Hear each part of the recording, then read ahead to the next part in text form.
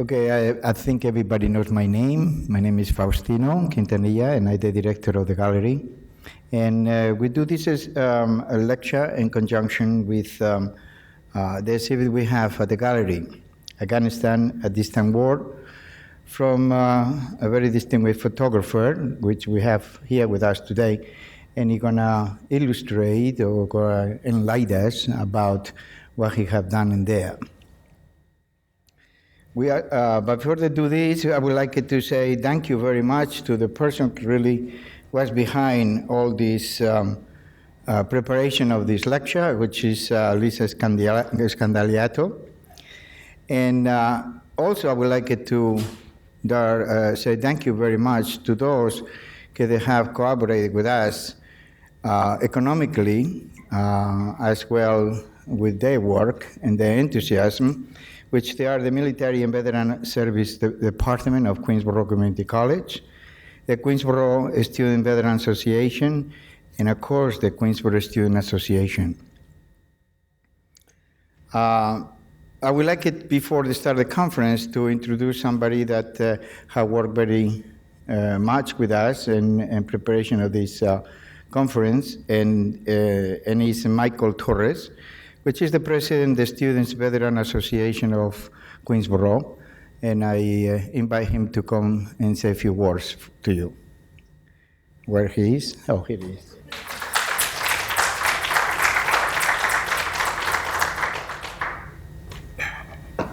First off, I would like to thank everybody for being here today. Special thanks to Lisa and Faustino at the Art Gallery for really spearheading this event and bringing it all together. Our guest speaker, as he said, is Robert Nickelsberg, a photojournalist who spent time in Afghanistan and Iraq, since 1988. As a disclaimer, I must say that some of the images that he's going to post or show us is a little bit graphic in nature. So if at any time you feel a little uneasy, please feel free to step out. I think it's important that we learn about this topic, stay informed about our history, and everything that's going on in the Middle East right now, and especially from somebody with some firsthand experience in the matter. At the end of the lecture, we will host a question and answer session, so please try to hold your questions to the end. And without any further delay, Mr. Nickelsberg.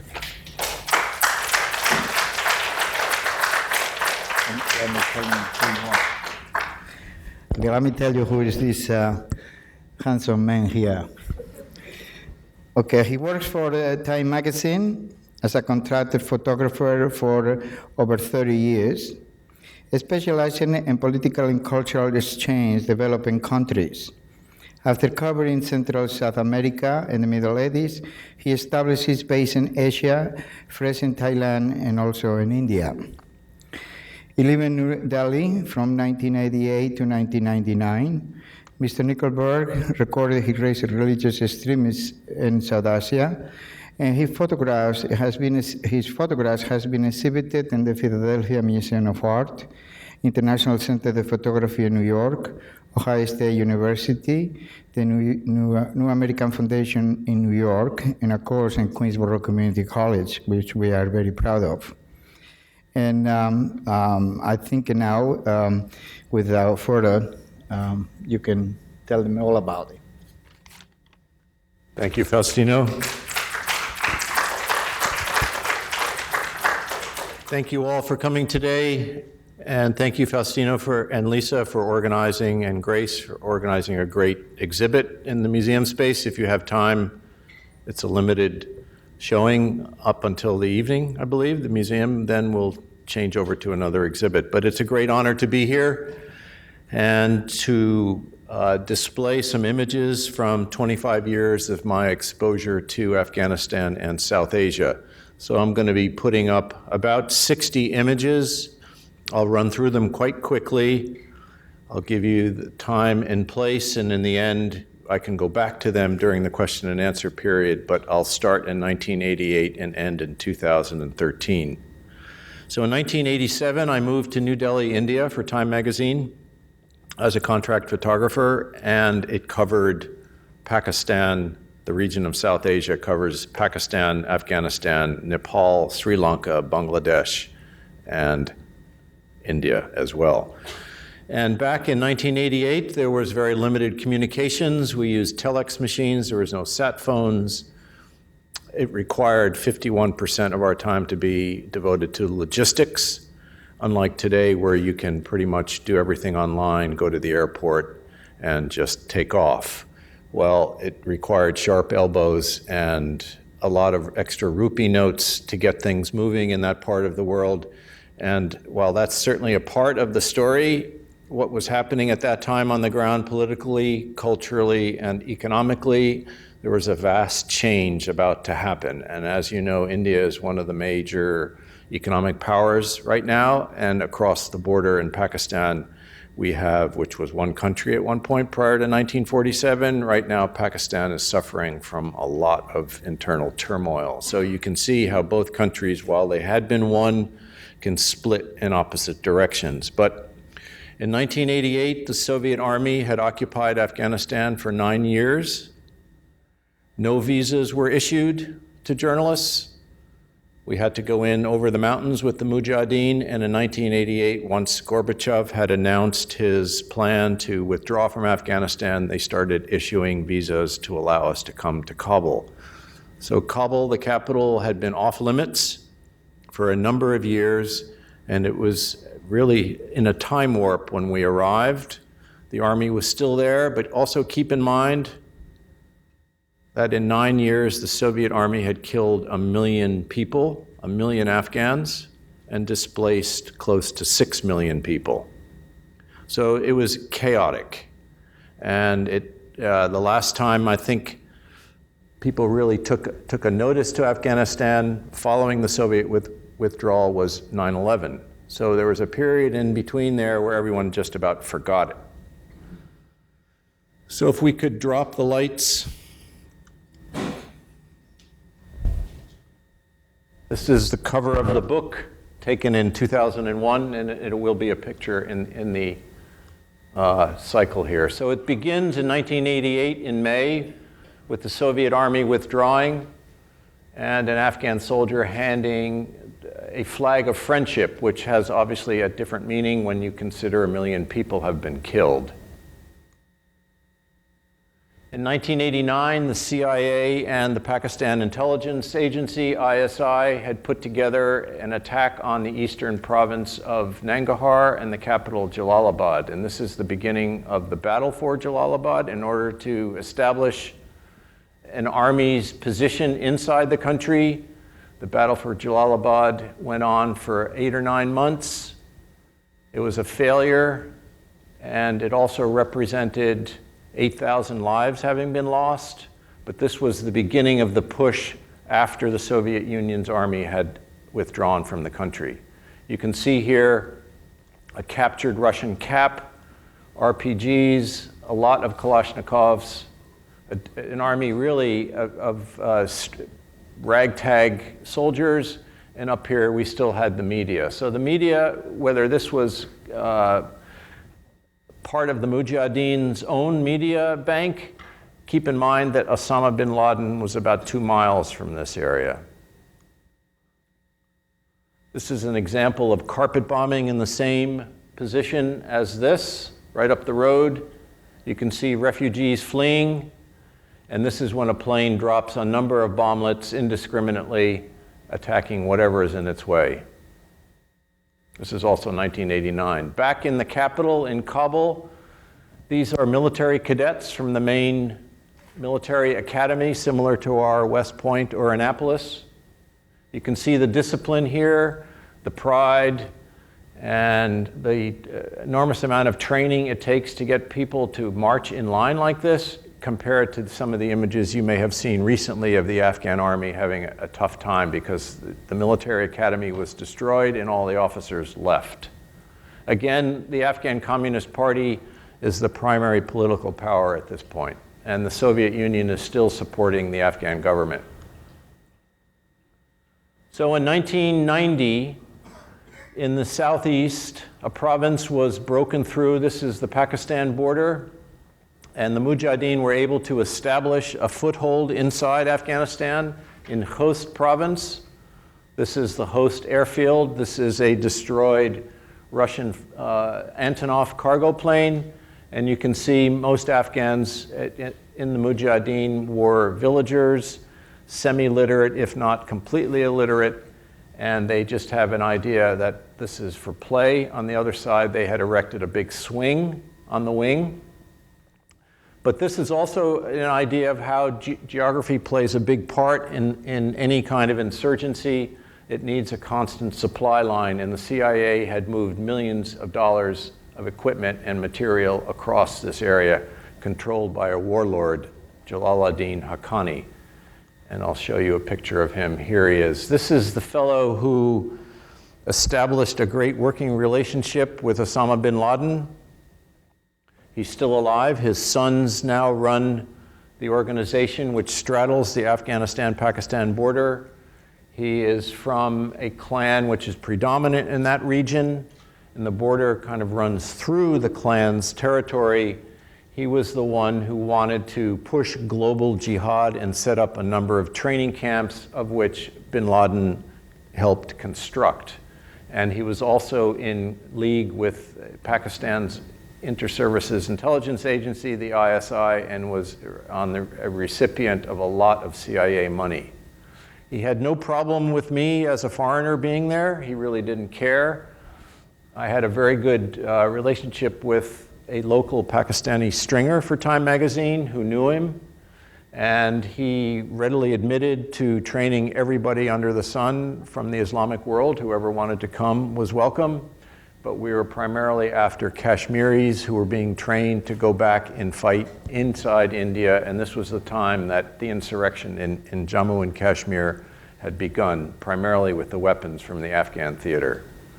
He's been a target of drone attacks for many years, but I believe he's in a nursing home somewhere in Pakistan at the moment. He's quite elderly, and his sons have also been targets of drones. This is the backside of one of Haqqani and bin Laden's training camps. You notice how well it's tucked into the geography here. In 1998, this was the target of Bill Clinton's cruise missile attacks when our embassies were attacked in Africa. This is a captured Soviet tank. This is an early morning situation. We were not permitted to take pictures overtly, but certainly nobody stopped us. And you can see that this was about as close as we wanted to get to the Arab-controlled area. So on our way out back into Pakistan, we came across these two al-Qaeda representatives training the 4 Afghans in the dry riverbed. Again, this is in this nebulous area along the Afghanistan-Pakistan border in Khost province. One of the groups that we did come across were Chinese Uyghurs, who are from northwestern China, of Turkic origin, and they are the main minority of Muslims inside China. And the journalist I was working with at the time, Anthony Davis, spoke fluent Mandarin and totally freaked these guys out, going up to them and speaking in Mandarin at the time to find out what they were doing. And it's obvious that they're learning how to take apart a Kalashnikov, but their excuse for being there was that our parents have a Chinese restaurant in Lahore, Pakistan, and we're just here for the weekend. They're still there, and they're still causing trouble for China. They're still in these training camps along the border. So daily life, once this particular set of images did not require a visa other than through Pakistan to get into Afghanistan. We crossed the border illegally, or nobody recognizes the border there. But here inside Kabul, daily life continued. In 1991, this was a typical scene on a Friday, which is the Islamic Day of Rest. A group of Afghan men dancing the Atan. It's a folklore dance, and there is a man off to the side playing the harmonium and another playing the tabla. But daily life continued in downtown Kabul, even though it was being rocketed. And 1 year from this picture, the power changed and the Mujahideen took control of the capital. And this is March of 1992.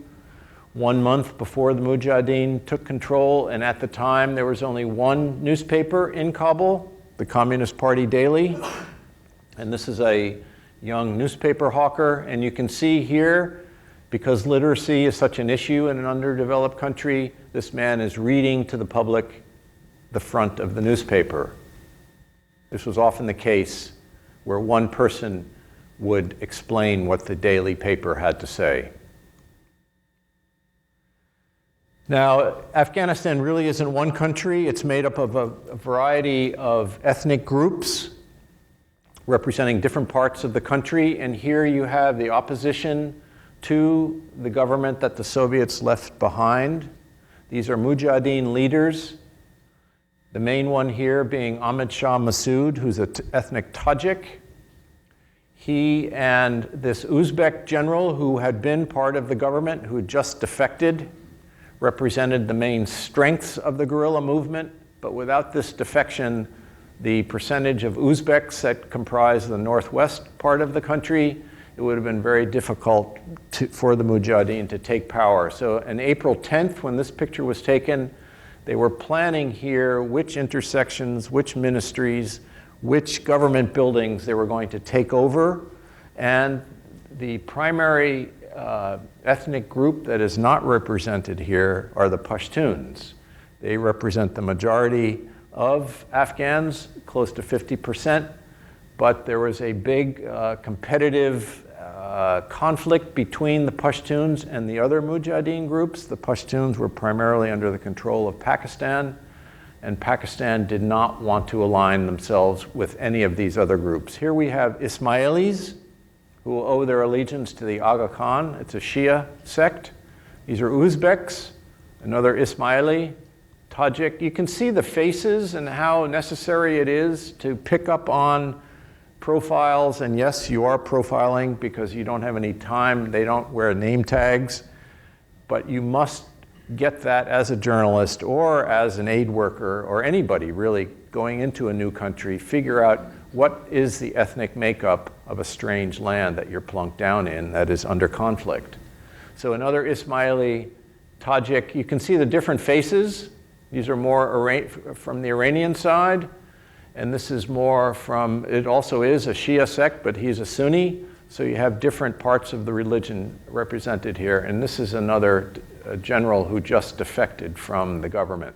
So in April, the crucial month in 1992, and here you have Uzbek fighters at a particular intersection, which had been decided on here, taking over, trying to keep the Pashtun competitors from coming into the capital.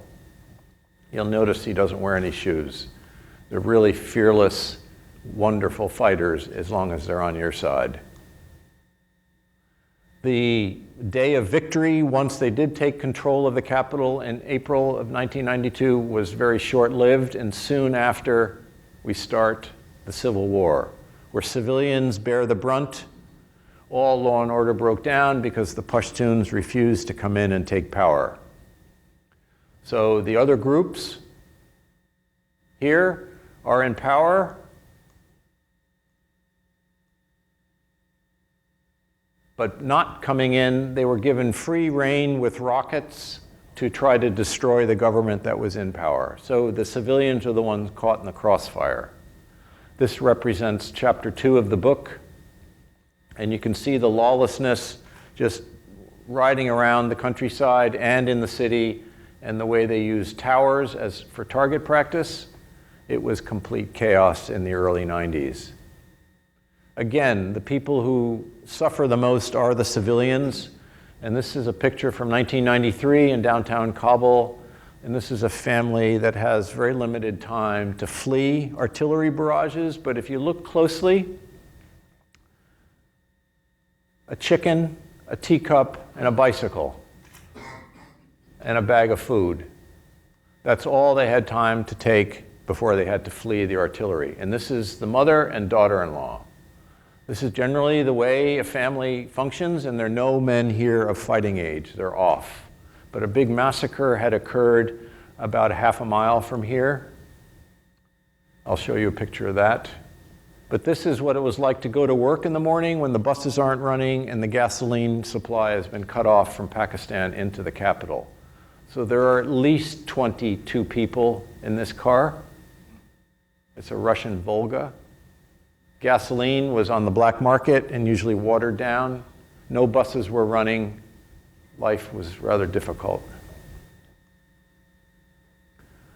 A family without a male breadwinner who had been killed during jihad. 6 people squatting in a building, and you wonder where they are today. But they had ration tickets, the equivalent of $15 a month. This is what downtown Kabul looked like. This is the main front line, and there's a ceasefire. The Arabs of Al-Qaeda and Pakistan and opposition Pashtuns are down at that end of the street. That's about 800 yards away, 800 to 1,000. And after that, accuracy of bullets declines, so that's a natural location to have a front line. And this is called no man's land. This is the main business district of Kabul, which was completely destroyed. And these are boys fetching water for the government side troops. So going down to the front line, while there was a truce going on, for instance, we could drive down, park the car with our translator, reporter, and myself. In the middle of talking to this group here about what it was like to live and fight on the front line, another group of 4 to 5 men came up and started arguing with this group about the television that had been stolen. This group stole their television. Now, what do you want with a television when there's no electricity? It didn't matter, but the way they settled this argument was they just lowered their rifle and filled his stomach full of bullets. So they were coming over to our car here, this yellow taxi, you can see that. I ran upstairs, didn't want to be in the line of fire. They requested to take the car from the driver. The driver went down and said, sorry, it doesn't work. He had a cutoff switch underneath the dashboard, which wouldn't allow the car to turn over. So it would ring, ring, ring, ring like that. But so they didn't take his car, and they put this body into a wheelbarrow, and he died soon after. But you know, from this peaceful, so-called peaceful interlude in the story, this happens right behind you. This is the massacre that I was speaking about from the other picture of the family who had fled. There were wild artillery battles in this part of western Kabul between different factions. These are executed militiamen from the Shia group, Hizbi Wadat, who owe their allegiance to Iran. And they were killed by Sunnis from another group trying to take control of these neighborhoods here in Kabul. About 800 of these militiamen and civilians were killed in February of 1993. There's still a case, a human rights violation case against the leaders of these groups. So in 1996, this is 1993, the civil war goes on for approximately 4 years. The Taliban comes into Kabul in September, October of 1996, and these are rockets being fired at the troops of the retreating government of Ahmad Shah Massoud, the leader I mentioned to you in another photograph. Again, the faces here are very important. These are Pashtuns, and you can see they don't require expensive military boots. This is a Chinese Jeep and Chinese rockets being fired. This is the main announcement of the Taliban takeover of Kabul, making their complete journey from Kandahar to Kabul complete, announcing that schools will be closed, women will be covered with the burqa, no movies will be allowed or shown anymore, no music will be broadcast over the radio stations, schools will be closed. Women will only be allowed out on the streets if they're accompanied by a family member.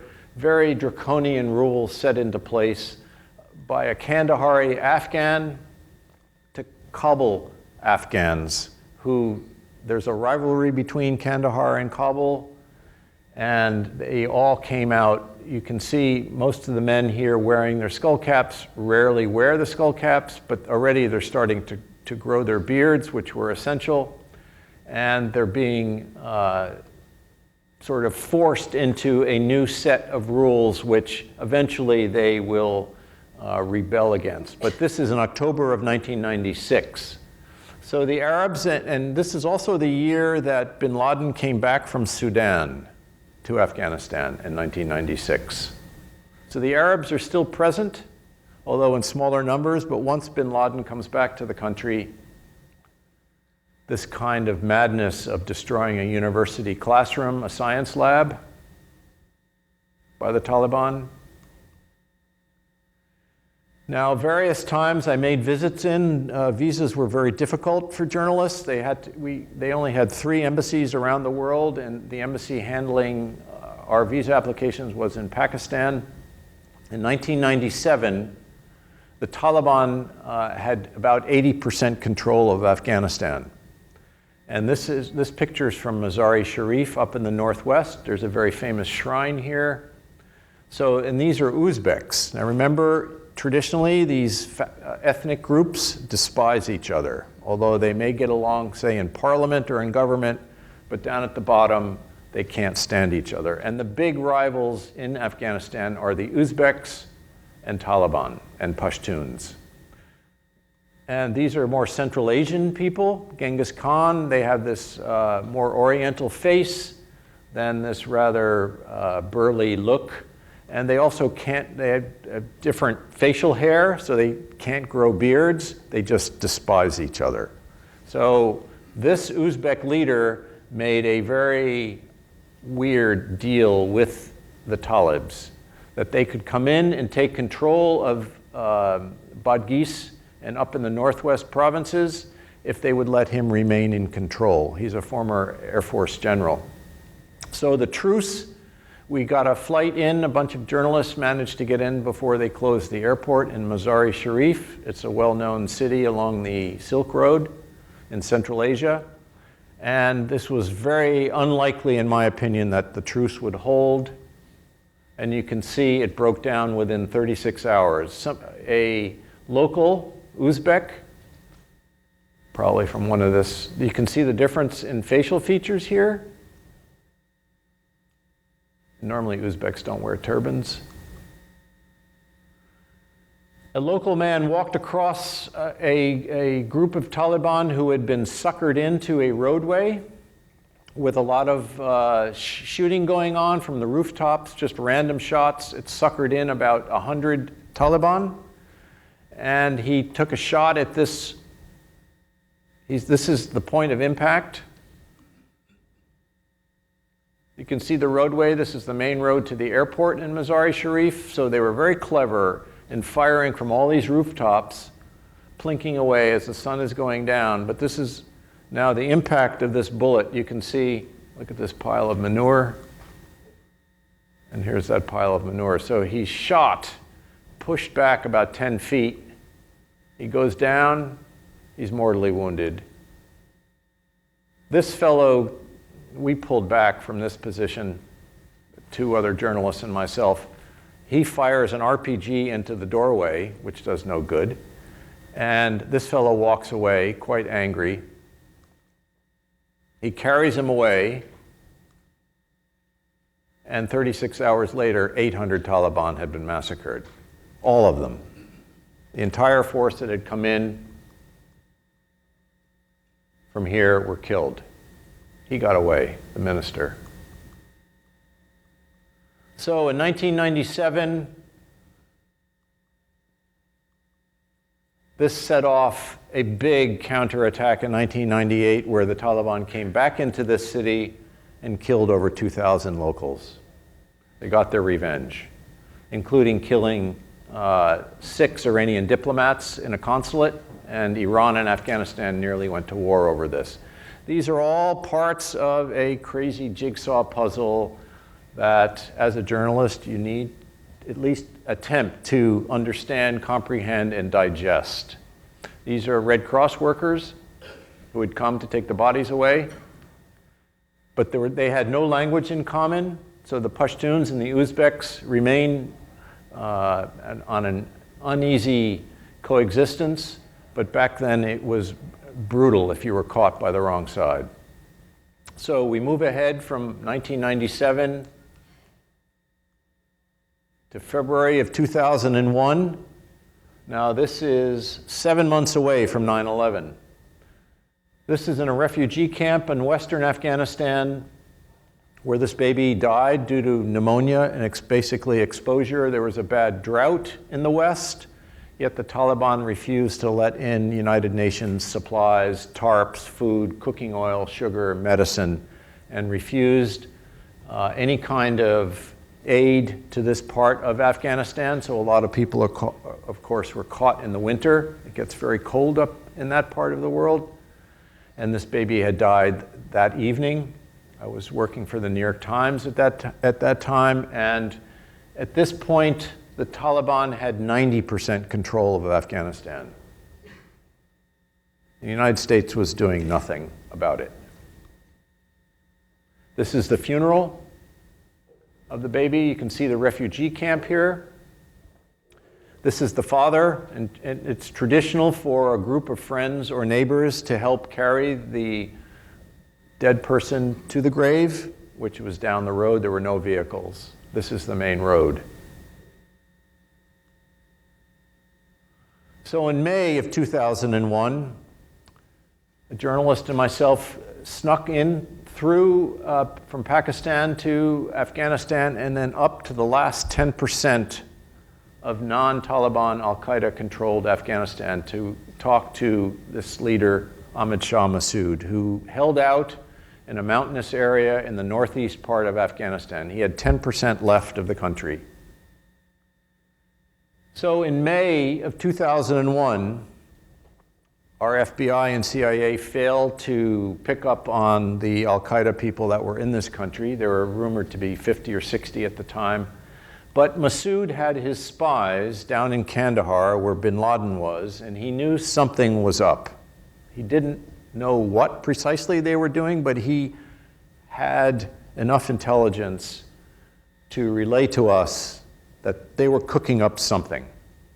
This is 4 months away, and this is the house that he had been staying in. And the journalist I was with had known Massoud for close to 10 years, spoke Farsi, so we didn't need a translator. And this trip was for Time magazine to find out how he survived in the remaining 10% of the country. He has the only functioning lapis lazuli mine in the world, that beautifully rich blue stone, and also a few emerald mines. So he would smuggle this material out. It would go through Central Asia or Pakistan and end up in Dubai. He was also getting money from the Russians and gasoline right across the border in Tajikistan on the border, the Amu Darya River. So geography becomes important here. And the Iranians were giving him money. So the CIA had not been supporting Ahmad Shah Massoud because the Pakistanis, who were the main conduit of the funds for the jihad in the 80s and 90s, didn't like Ahmad Shah Massoud. He's Tajik. They were promoting the Pashtuns. So the CIA just started knocking on his door in that particular time period. And he said, "Where have you guys been for the last 10 years?" So on September 9th, the anniversary was yesterday, 2 Arab al-Qaeda operatives posing as journalists were interviewing Massoud in this house. They'd set up 2 cameras, similar to the camera right here. One was packed full of explosives, and the other one was the real camera. They had waited 2 weeks to interview him on September 9th. The camera blew up. It mortally wounded Massoud. It killed the cameraman.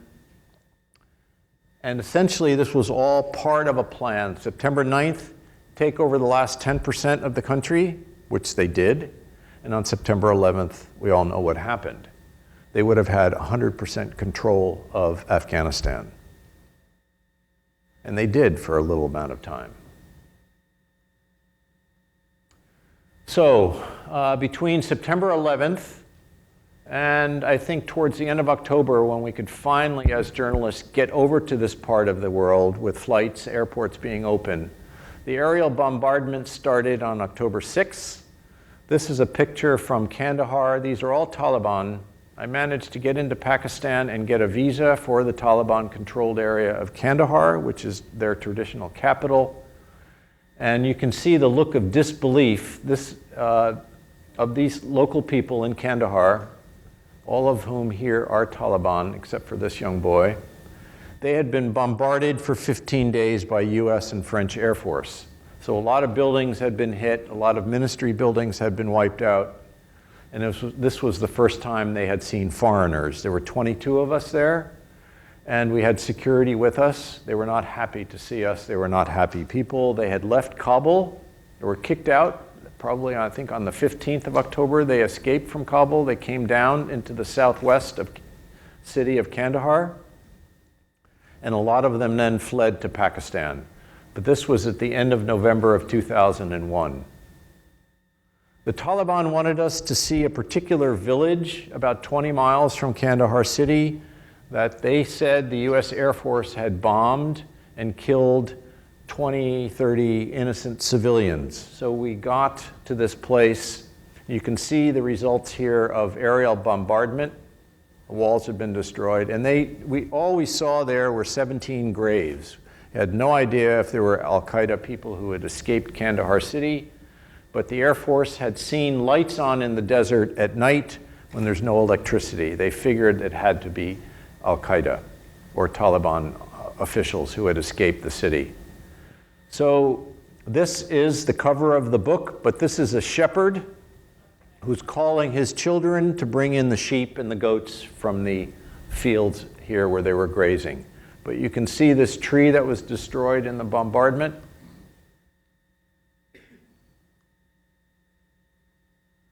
In November, December of 2001, I began work with the New York Times, and the reporter, Michael Gordon, who is the military correspondent. We went from Kandahar to Kabul, and these are captured Pakistani Taliban prisoners from Punjab. They admitted to being trained in an Islamic school, in a madrasa, and then shoved across. They were caught trying to flee Kabul once the aerial bombardment started. In Tora Bora, where bin Laden took refuge in eastern Afghanistan, the people that he left behind after he fled across the border to Pakistan, he left behind about 15 Arabs and Afghans, and this is one of the members of Al-Qaeda who surrendered. Yemeni, I believe he's Yemeni. Bin Laden surrounded himself with Yemenis and Saudis and Egyptians. It's like 3 times the size of Kennedy Airport. And you can see this nice little signal I'm getting here. So the media and military don't always see eye to eye. Girls' schools are open. Some of the improvements, there are definite improvements. And this is what Kabul looks like today. And this is what Afghans want, is open markets, noisy, chaotic, functioning, new construction, no violence. That's what's hoped for. That's not going to be the case by the way things are going right now. But thank you for listening, and I'm happy to take questions. I know we went a little long, but I'm ready to take any questions that you may have. I can go back to particular images if that's what you'd like, but please. Rose? You'd been covered by this blanket. I noticed when I was editing this work, 2 sets of gloves. And I also noticed that his fingertips had been inked. So a forensic team had come out and fingerprinted him, which was strange. I didn't know that the military did this, but I only knew that once I got down on one knee to take the picture because the head was starting to decompose, so it wouldn't have been an acceptable picture, but the watch was still running. So part of the impetus for me to put this book together was also to include the influence of the surrounding countries of Afghanistan. There are 6 countries that surround it, and this is Pakistan. These are Afghan Taliban taking refuge in the provincial capital of Baluchistan called Quetta. Now, the Pakistanis and the Taliban denied ever being there. We knew that to be false. And you can see here in this picture from 2007, the look on their face, they know I know who they are. And this is a Friday afternoon, they're coming back from the mosque, and I'm standing against a car just taking their picture. I needed proof that Afghans were, in fact, being there. And during the winter months, the fighting season would die down. And then once you get into the spring, March, April, these fighters would go back into the country. It's still going on. They're taking refuge in Pakistan. So whenever you have an insurgency that's able to take refuge across the border, it becomes almost impossible to stop it. And that's what's facing the United States and NATO forces in Afghanistan. In 2008, along on another embed trip to Nuristan province, which is in the primary area of the high mountains, the Himalayas in the Hindu Kush. This is a very remote area. These 3 army soldiers had been ambushed on their way up to resupply an upper camp. This is at about 6,500 feet. Very difficult to get acclimatized to the altitude when you have to carry all the gear.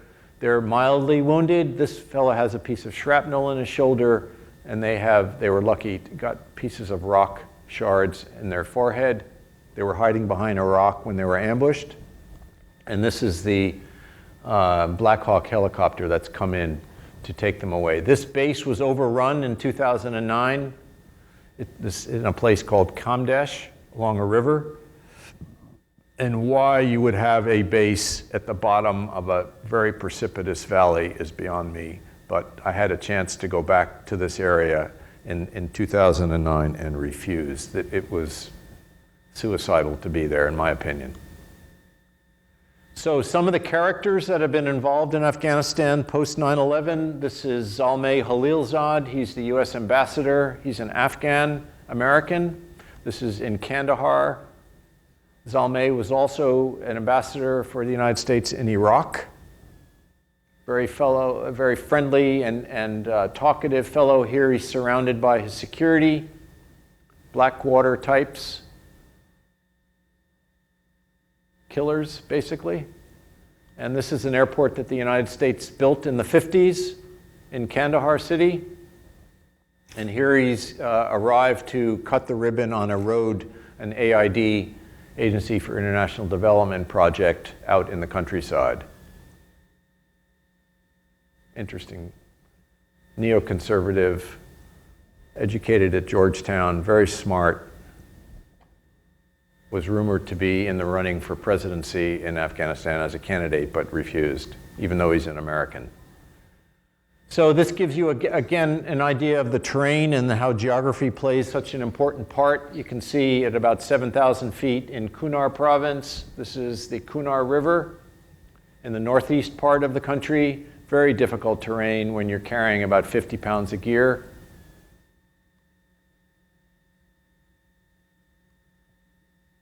That's a US Marine. The base is still there. Hamid Karzai in 2009 at a press conference. Now the police, Afghan National Police, the ANP, these are the grassroots military that we're leaving behind, but this is a good indication of what aid looks like. Now, I had gone out with a reporter from the New York Times who was inside a building way off to the left talking to the district governor, and I was not needed at that interview, but I want to show you here brand new Toyota pickup trucks, HESCO walls, an Afghan flag, a Chinese or a Russian top to a jeep, more HESCO barriers, something that the British invented, filled with dirt, make great barricades, traffic cones, dirty socks hanging, drainage, and two very friendly Afghan national policemen inviting me in for breakfast.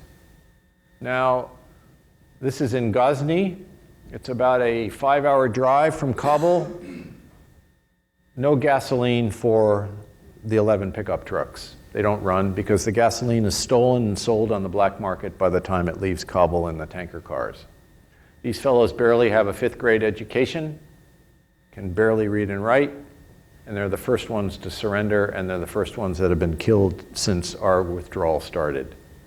So it just gives you an idea in a very interesting 4 walls of this image, what we're leaving behind. It's a difficult, complicated situation. But particularly because they can't use the trucks, the Taliban control 80% of the district. Again, the encounter between a US soldier and a local Afghan boy in Wardak province, about 2 hours away from Kabul. No known language that they speak with each other, but just the friendly handshake. Afghans welcomed the Americans when they got there, but now they're totally confused and quite angry about what's happened. But it just gives you an idea of perception and what one must be thinking looking at the other. This is an old trench from the 1980s that the Mujahideen had used to fire against the Soviet army about 500 yards away behind, off to the right here. This is also a very unforgiving province, difficult rural area, orchards, almond trees and fruit trees, but very unforgiving. This gives an idea of what it's like to do a march with the Marines in 120 degrees in Helmand province.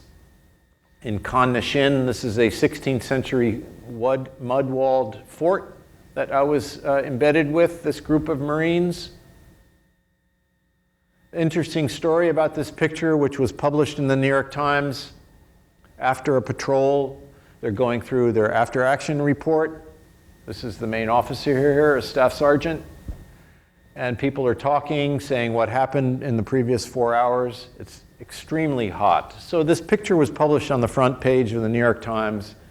And I sent a note and a link back to the first sergeant at this base about 3 weeks later and said, I don't know if you saw this picture, but this gives you the link about your men that were on the front page of the New York Times. He wrote back saying, yes, I know very well what happened. A command sergeant major in the Pentagon saw this picture and sent what we call a rocket back to Afghanistan, reprimanding these people, saying these Marines should be punished. And if any of you can figure out why, do-rags, out of uniform. Now, the sweat that pours off of you at 120 degrees is incredible. And the only way you can keep that sweat from pouring out into your eyes is to have a sweatband or a do-rag.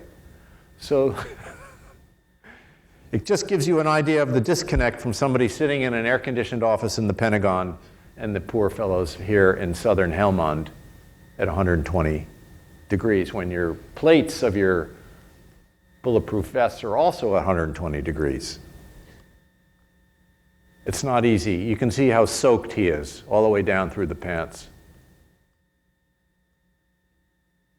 Again, back up in the northeast at 7,000 feet, this is the Himalayas, the Hindu Kush. This is the Wadapur Valley. I think we have a veteran here who spent time in the Pesh River Valley. Some of you may have been familiar with this movie Restrepo, which is a documentary done by Sebastian Junger and Tim Hetherington on a fire base up here at higher than 7,000 feet. This is a view from the helicopter. You can see one road going into this valley and how easy it would be to ambush a convoy of military vehicles. It's basically been given up.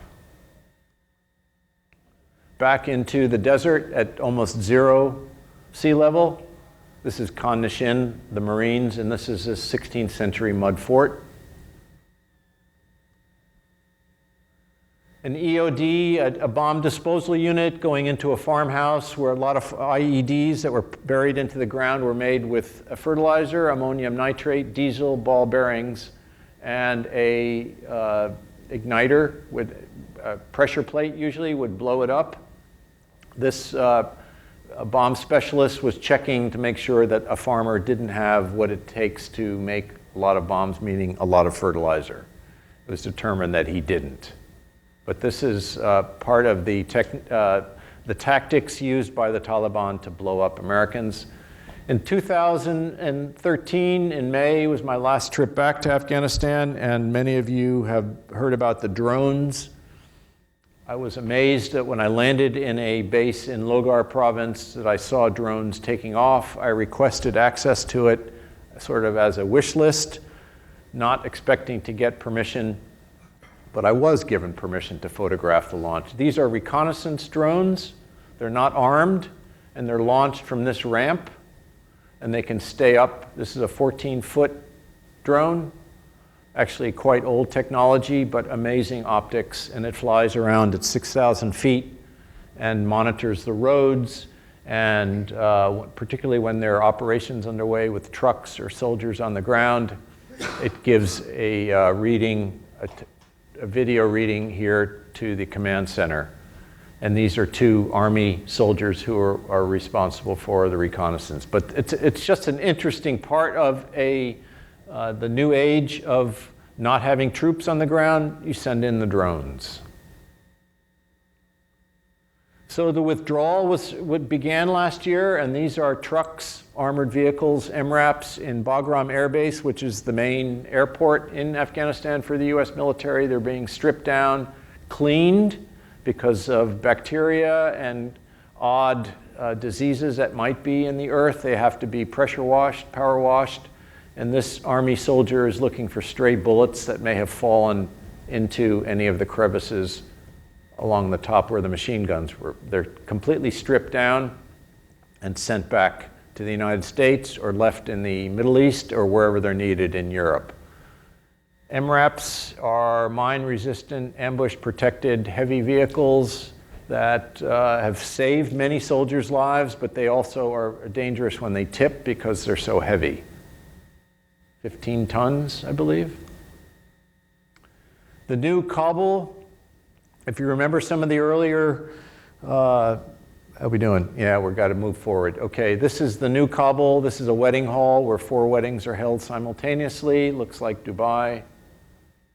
Western Kabul being built up.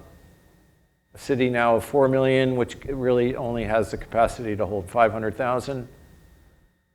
And on my last day in 2013, 2 suburban military vehicles were blown up with a suicide bomber. 6 people dead, 10 Afghans. They got too close. You can see what a suicide bomb does. Troops leaving Bagram Air Base. No weapons, no helmets. Going out. Soldiers coming in to finish off their tour. This is at Bagram Air Base. It's an enormous place, like 3 times the size of Kennedy Airport. And you can see this nice little signal I'm getting here. So the media and military don't always see eye to eye. Girls' schools are open. Some of the improvements, there are definite improvements. And this is what Kabul looks like today. And this is what Afghans want, is open markets, noisy, chaotic, functioning, new construction, no violence. That's what's hoped for. That's not going to be the case by the way things are going right now. But thank you for listening, and I'm happy to take questions. I know we went a little long, but I'm ready to take any questions that you may have. I can go back to particular images if that's what you'd like, but please. Rose? Hi, I have so many. I'm sorry. I'll start with, there were a few things I just wanted to clarify. What you were just saying, the last suicide bomb where you showed the ceiling of the car. Where exactly was that again? that last one, the cars that were blown up. It's in Kabul. In Kabul? Okay, and then also I was wondering about the place that you said that it was suicidal to be. Could you elaborate on, I can't remember where it was after the,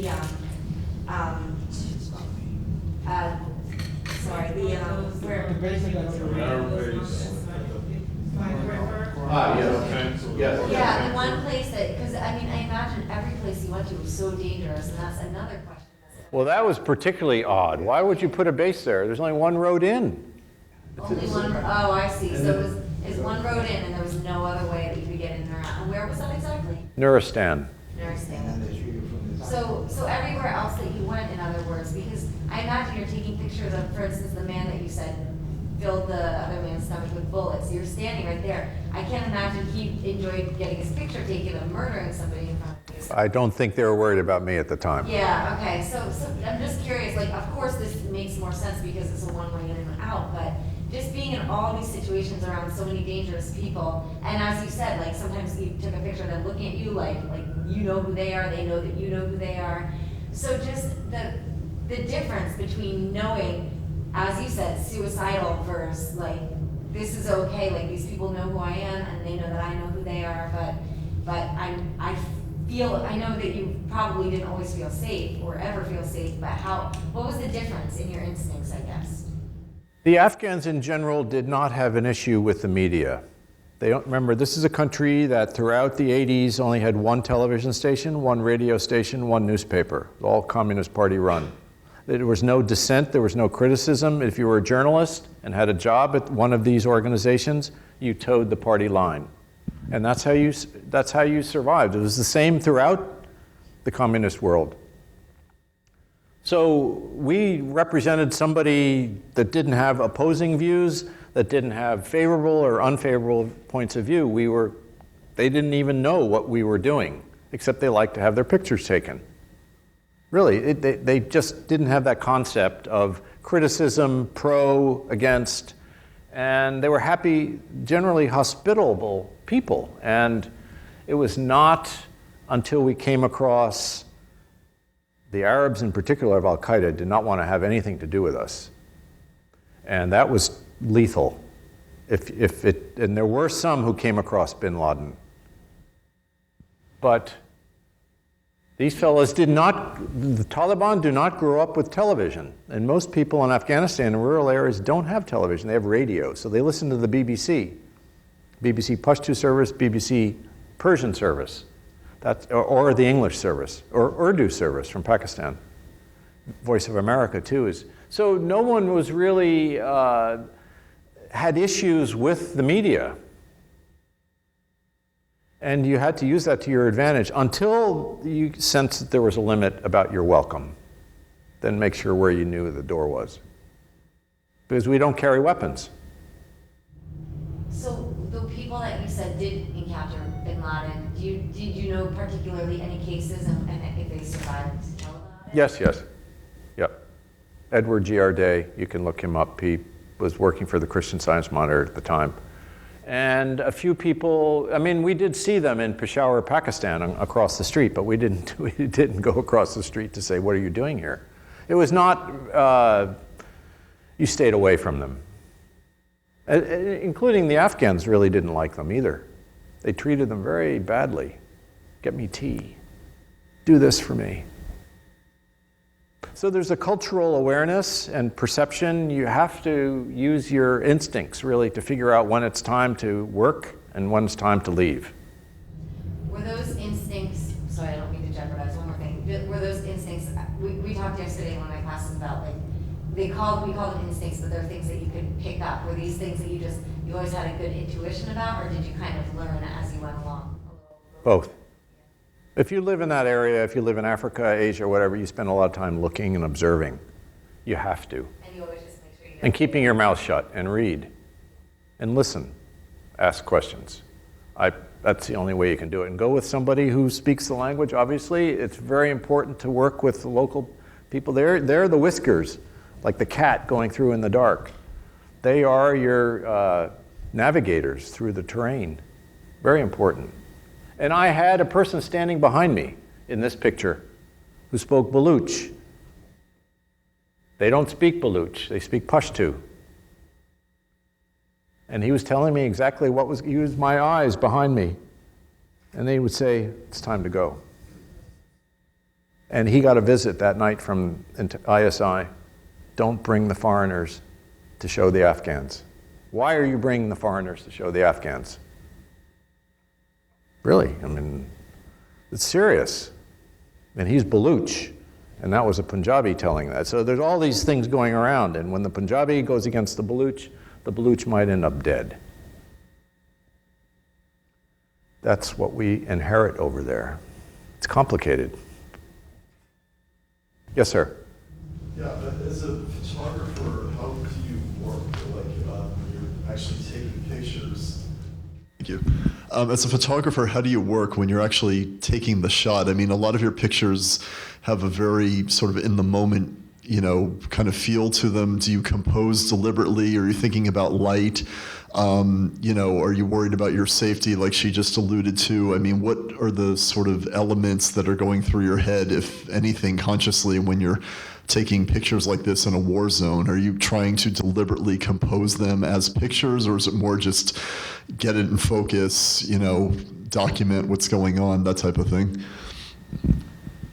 It's generally all of the above, simultaneously, have ultimate awareness, but you're also embracing ambiguity. You don't have a clue, really, until it's over, what's happening. You have to think that this is a story where there was a beginning, a middle, and an end. I'm worried about the end. It's one thing to be there, it's another thing to get your film out. It's easy to give away all of your film that's unexposed, and back then it was film. But once your flash card is filled, you have to protect that and get out of there.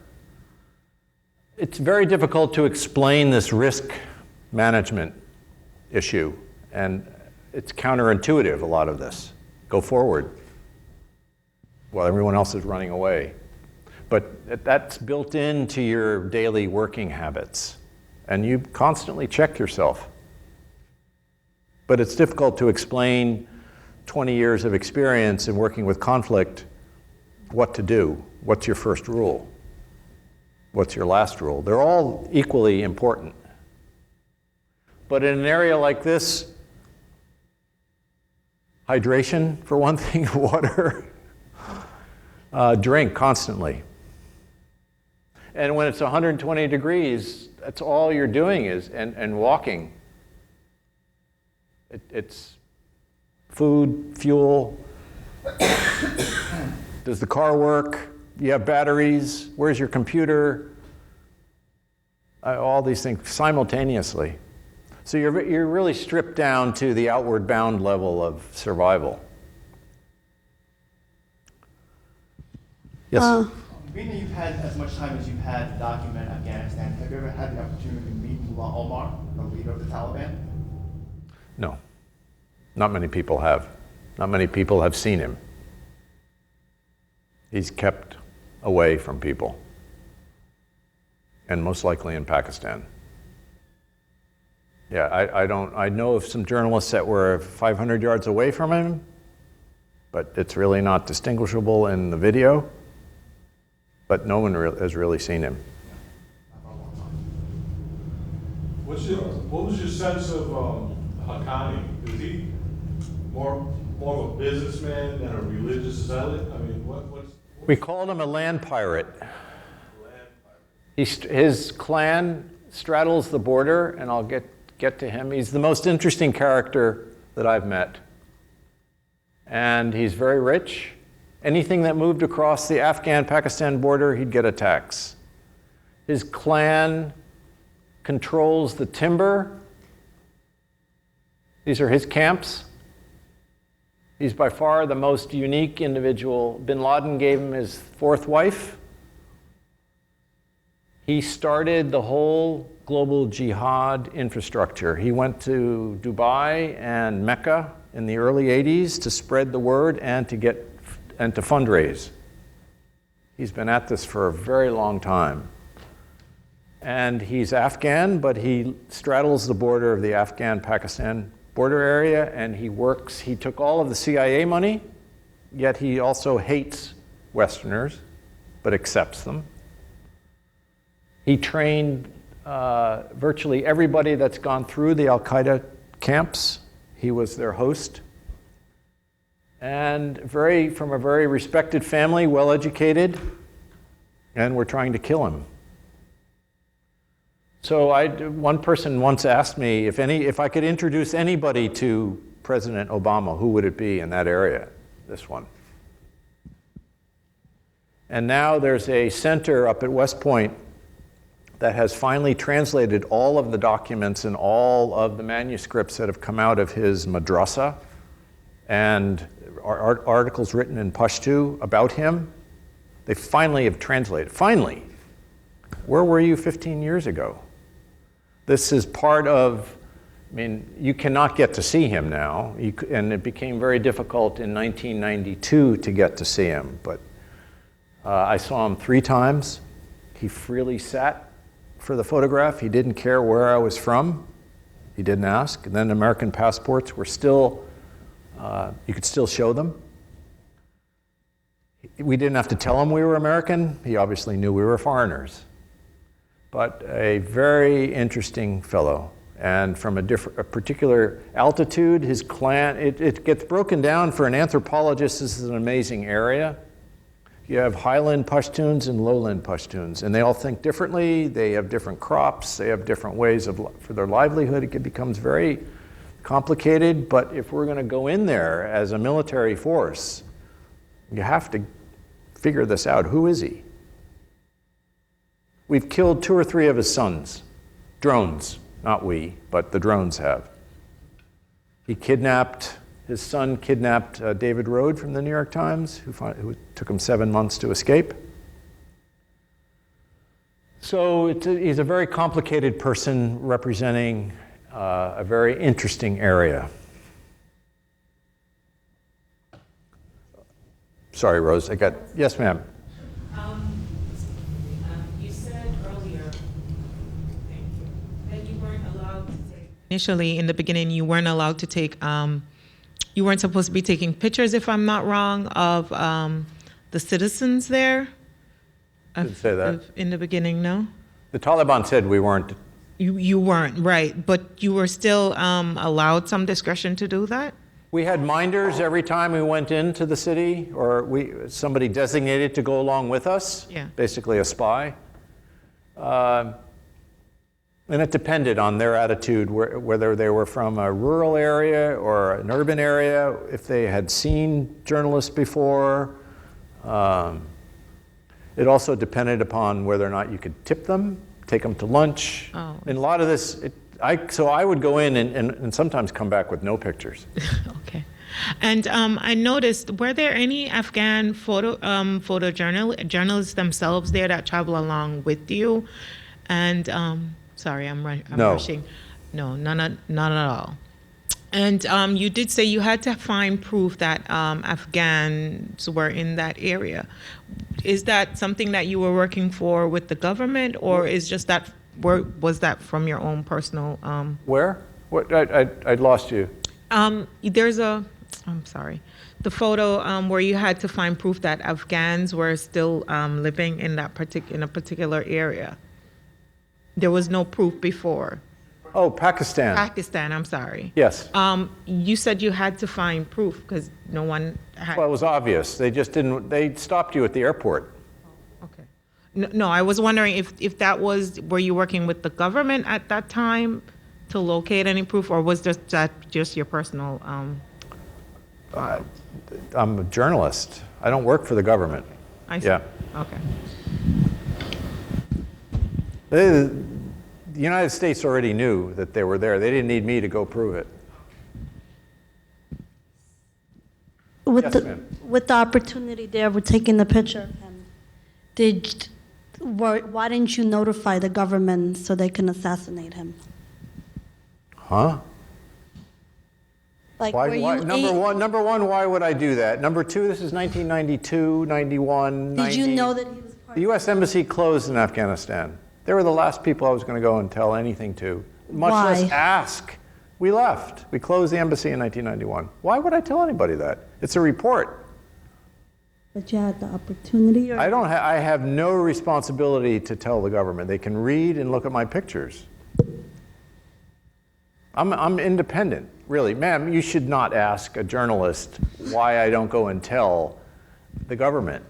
Number one, they're listening to my phone conversations. I've been tapped since 1988 or forever. I have a different point of view than, it's an interesting question that you have. However, the CIA knew where he was. They supplied him hundreds of millions of dollars of equipment. They knew exactly where he was. And what's the purpose of that? Because they were using him to fight the Russians. He was a good fighter, but he was also an operator. A bag of tea he would collect a tax on. Why do you think that the peace in Afghanistan isn't going to last? Why do I think? That the peace in Afghanistan is not going to last. Well, the last round of elections had 1 million votes that were fraudulent. And even if you cut that in half, 500,000 votes that are fraudulent. One side is not going to be happy about who's declared victor. So it's going to be very difficult to maintain stability there when all of a sudden we withdraw the financial support that we've been giving them for years. They depend upon us. And also if we're not there to help train them. So already they've broken down into their ethnic groups and they've armed themselves. And Pakistan is back to its normal games that they play to try to keep India out of there. This gets into the weeds of the whole political area. And the Iranians are there trying to keep us out. The Russians are watching.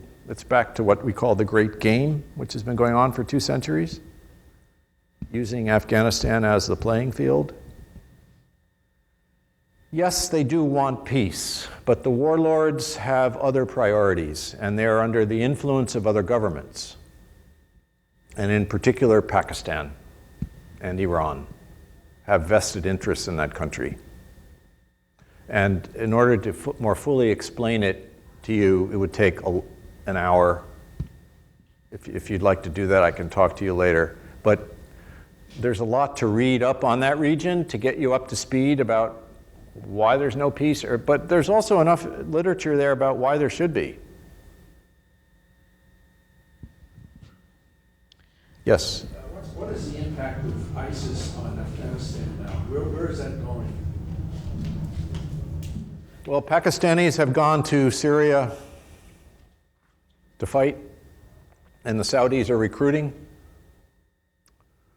ISIS is not really in South Asia as such, to the best of my knowledge. I'm sure they cross from one to the other. There are Pakistani Taliban and Afghan Taliban fighting in Syria. And undoubtedly they will come back if they're not killed there. So it is an issue. But at the moment, the Taliban really don't want to take that ideology outside of the border. The Taliban aren't interested really in global jihad, the ethnic Pashtuns. That's not really what motivates them. But Pakistanis are susceptible to going across and fighting in Syria. So that is an issue, but it gets more complicated. The British have something to, I mean, there's a lot of layers in answering your question. Hi, I have 2 questions for you. One is, how did you prepare yourself mentally, especially knowing that you were going to wake up in the morning and you were surrounded by chaos and violence? And number 2 is, was there ever a point where you said to yourself, you weren't sure you could do it, or how am I going to go about this? Since I was living in the region, even back in India, it was chaotic, but it might just be a bunch of not very violent things happening that you learn how to negotiate. And having worked in Central America in the early 80s, El Salvador, Guatemala, Nicaragua, I understood really civil war. I mean, to the point where I was still surprised by it, but you can't let your guard down. You have to continually remain at zero and build yourself up to every day, every hour, whoever the people are. You can't trust anything. Again, this whole ambiguity issue, it's mysterious. And forever remain curious, but at the top of your game. And as far as not being able or not wanting to go out, you'd have to know when to quit rather than not wanting to go out. If you could surround yourself with 2 or 3 people who you trusted, a driver, translator, and say a colleague, that was the whole idea, is to get out there, push as far forward as possible. But knowing when to leave is more important than knowing to go out the door. That's where journalists get caught, or anybody gets caught, actually. They should have stopped or not gone. Like Sotloff, the guy that just was shown to have been beheaded. Strangest thing, he put out on Facebook, he was looking for translators and fixers in Syria, and the Syrians were looking at Facebook. They knew he was coming. He was told not to go. He didn't listen. It was sad, but he was warned. So these warnings, what do you do with the warnings? Not listen, and then you have to rely on your instincts. Okay, thank you. Rose. So, man, okay. First of all, when you said you said it was the Taliban aren't really interested in going global, like about the Pakistani going over there and then returning to the country, right? But we have been hearing about ISIS, that, you know, with the man that apparently was in ISIS and not anymore or whatever, he was saying that they are interested in going global. Like, that's their plan, is to kind of take over worldwide. So what about as far as those guys going over there and becoming, it might not be part of Taliban's plan, but ISIS, if they're involved with that and then they come back to Pakistan, is that more of an issue? I think it's an issue for countries that have a strong or vibrant Islamic population. France, for instance, there could be 1,000 fighters, French origin, in that region. But it's really, it's a very complicated issue. And one of the things I didn't raise was that in 2002, they started pulling special forces and translators out of Afghanistan and sending them to the Middle East. So I knew a year in advance that we were going to attack Iraq. So did other people. But this was proof that in 2002, an Arab-American translator who was there to interrogate al-Qaeda, captured al-Qaeda in March, looked at my computer and wanted to see where I'd been. This was in a big airplane hangar. He came over, obviously not a journalist, obviously a contractor from Dearborn, where you have a big Syrian population, Iraqi population. So he, again, when you show somebody who's not a journalist in some of your pictures or text or whatever, it's a trade. I want some information, I'll let you look at the pictures where I've been. So he said he was leaving. And I said, it's March of 2002. What do you mean you're leaving? You just got here. Where are you going? And he just made a motion with his head, meaning the Middle East. So it was true. They're leaving. They just got here. They took 2/3 of the special forces out of Afghanistan and relocated them to Qatar, Jordan, Kuwait, to set up their bases. That sent a signal to everybody in the region. The Americans aren't serious about Afghanistan. They took their eye off the ball. He's still alive. They had no plan throughout.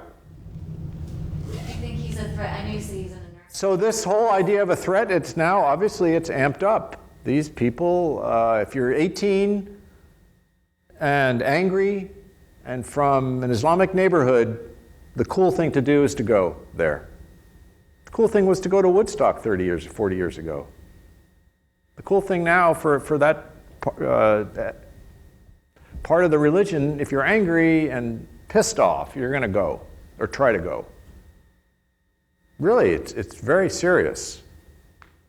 And particularly in Britain, where a lot of Pakistanis live and have been, abused and harassed for who they are. I think we have time for one more question. Yes, ma'am. Would you ever travel outside the country, go into a war zone, and basically make another photo book again if you had the opportunity to? Like, especially with the ISIS situation? It's extremely difficult right now. You don't have to make a promise. I'm not going to make a promise. And even if you dangled a lot of money in front of me, I'd have to say I don't think so at the moment. But I've spent a lot of time in Kashmir, which is still on a soft, low boil, and I'd like to go back to places that, look, no story is worth dying for, as the expression goes, but the curiosity certainly remains. I just think it's not a good idea for anyone starting out in journalism to go immediately to ground zero. Yeah. Just one more small question. Besides at the QCC Art Gallery, where can I get your book? That's it. That's the only last Amazon question. has it? What? Amazon. Amazon? Okay, Yes. thank you.